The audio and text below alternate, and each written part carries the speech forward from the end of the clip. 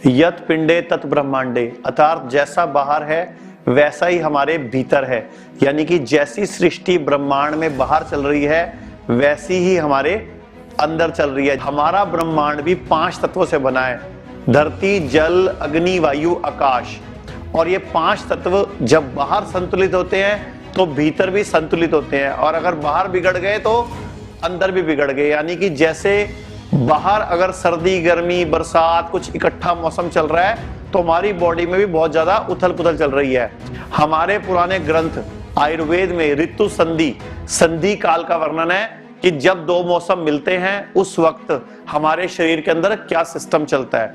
और आए दिन अनगिनत वायरस, बैक्टीरिया हमारे ऊपर अटैक करते रहते हैं और हमारा शरीर इनसे लड़ता रहता है, लेकिन बाहर की सृष्टि और अंदर की सृष्टि में तालमेल बिठाता रहता है। हमारे शरीर में 2 मिलियन आरबीसी लगभग हर सेकंड मरते हैं और इतने ही नए बनते हैं। और ये सब नेचुरल प्रोसेस है, क्योंकि हमारे शरीर में हर सेल का लाइफ स्पैन है, वह कितने दिन जिएगा। जैसे आरबीसी 4 महीने का टाइम पीरियड है, प्लेटलेट 10 दिन, पेनक्रियास सेल लगभग 1 साल, बोन सेल 25 से 30 साल, स्टमक लाइनिंग सेल लगभग 2 दिन, स्पर्म सेल 3 से 4 दिन, WBC लगभग 12 से 20 दिन। लेकिन शरीर में जैसे ही बैक्टीरिया, वायरस ज्यादा आक्रमण करते हैं, जिस वक्त संधि काल चल रहा होता है, ये कमजोर हो जाते हैं। तो वायरस और बैक्टीरिया के संक्रमण के दौरान ही हमारे शरीर में macrophages, killer cell, T cell, mast cell, interferon का प्रोडक्शन बढ़ जाता है। अब बात करते हैं कोरोना वाले पेशेंट को ही क्यों पड़ती है वेंटिलेटर की जरूरत। हमारे आयुर्वेद कहता है हम जो खाते हैं उस खाने से बनता है रस, फिर बनता है रक्त, फिर मांस, मेद, अस्थि, मज्जा, शुक्र, और 8वीं धातु बोलते हैं बल, यानी कि इम्यूनिटी। लेकिन जब बॉडी में इंफेक्शन होता है, WBC सही टाइम पे टूट बन नहीं रहे होते, उस वक्त हमारी बॉडी खाने का रस ना बनाकर कफ बना देती है, जिसकी वजह से हमारे अंदर ट्रैकिया में, फेफड़ों में, एयरवेज में बलगम, गाढ़ा बलगम जमने लग जाता है। जितने भी लोगों की कोरोना वायरस के अटैक से मौत हुई है, जब उनके पोस्टमार्टम किए जाते हैं, जांच की जाती है, तो उसमें गाढ़ा कफ मिलता है। लेकिन गाढ़ा कफ आया कहां से?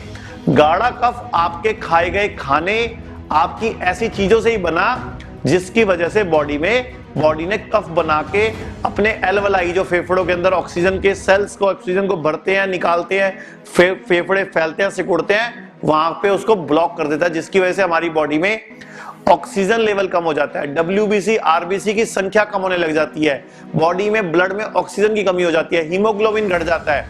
इसीलिए मैं बोलता हूं फल, सलाद, सीड्स, ड्राई फ्रूट्स का सेवन इस सीजन में ज्यादा करते हैं।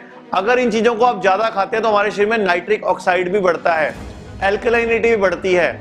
हैवी खाना, दूध, प्रोटीन वाली चीजें हमारी बॉडी में भार बढ़ाती हैं, हमारी बॉडी में बल को नुकसान पहुंचाती है और पाचन तंत्र पे जोर पड़ता है, जिससे इम्यूनिटी वीक होती है।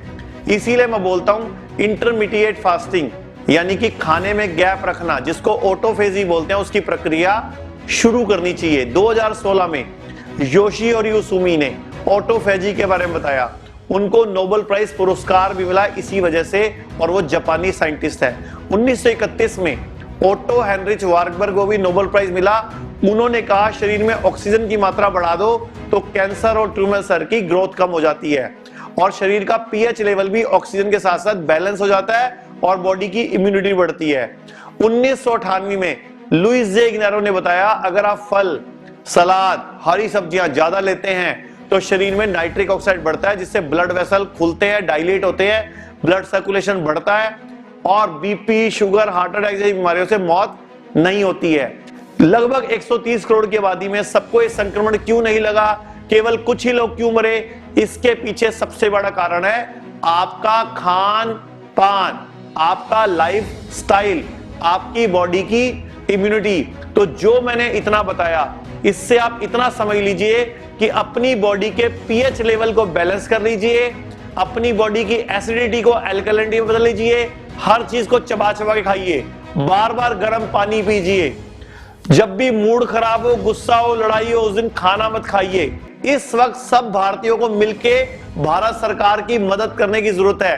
तो एक ही तरीका है भारत सरकार की मदद करने का, हम अपने खाने पीने को बदलें, रोजाना थोड़ी सी एक्सरसाइज करें, अपनी इम्यूनिटी बढ़ाएं, ताकि हमारा बोझ हॉस्पिटलों पर ना पड़े। और अगर कोई बीमारी है, लंबे समय से आप दवाई खा रहे हो, तो अब वक्त आ गया है आयुर्वेद को अपनाने का। तो आयुर्वेद की शरण में आओ, बीमारी की जड़ पे काम करो।